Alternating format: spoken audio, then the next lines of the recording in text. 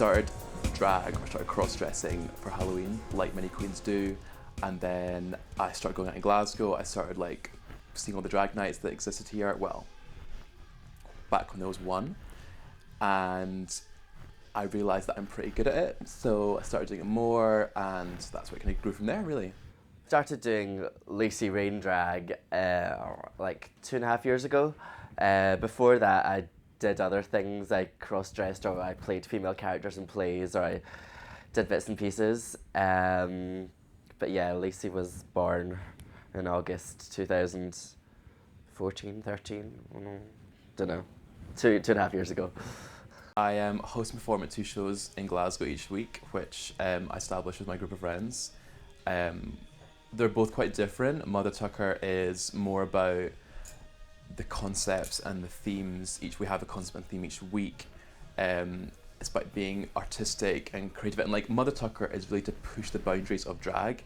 That it's more than just being a man in a dress. That's not. We want to be more than that. We want to be like truly like fully formed artistic creations and like tell a story. That's what Mother Tucker is.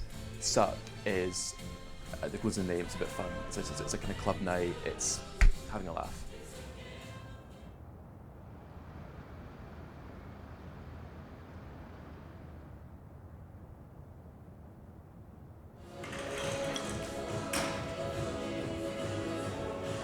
A lot of people I asked just weren't interested or didn't see any sort of motivation to do it themselves.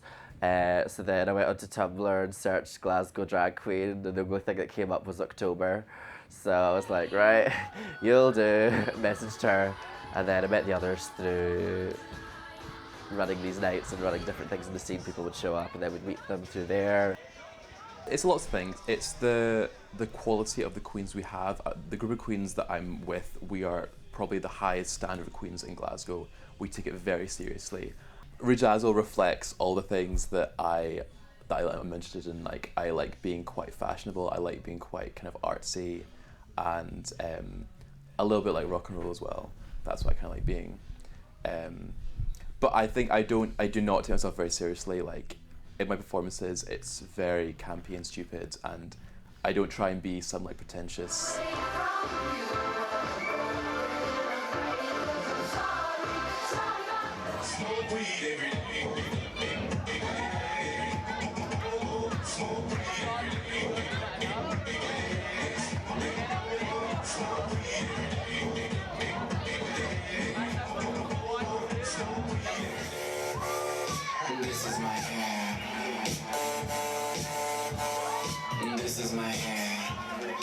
At Mother, Tucker and Suck, we have various guests each week who perform with the regular queens.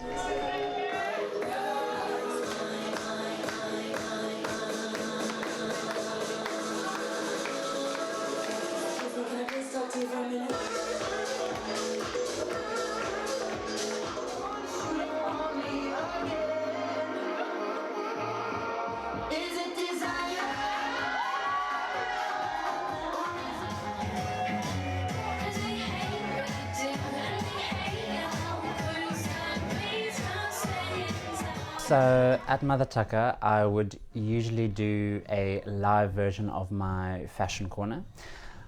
So I have a massive sign which has got the infamous words "kak" and "laka" on it, and it usually involves me bringing up a couple of audience members, and hopefully they would have been dressed up for the week's theme, and just basically reading their outfits, getting them to talk about their outfits, their look, what they were inspired by, how it looks.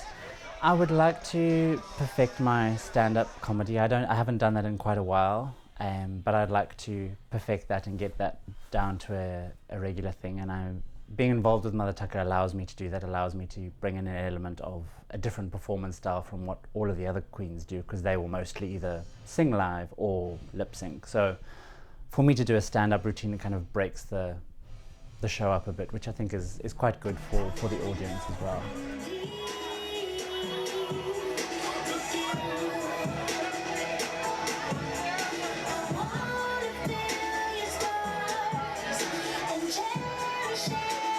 Oh, they're fine with it. Like, my mum comes to the show every Tuesday. She comes to Mother Tucker every single week.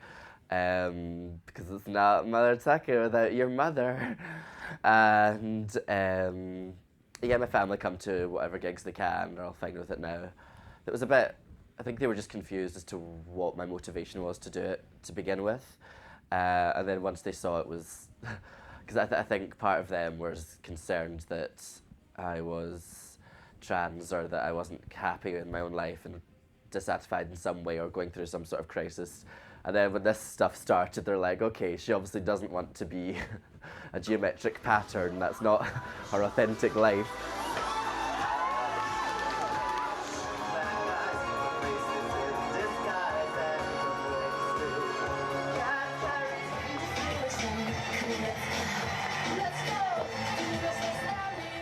I think we all have our own like personal goals and things that we want to achieve, but I think right now being realistic is creating this foundation of performances and opportunities for ourselves and for the community within Glasgow, which is going to benefit us long term, and it's going to benefit the scene long term as well. A lot of what queens from Glasgow have done in the past is they've built themselves up to a certain point and moved on.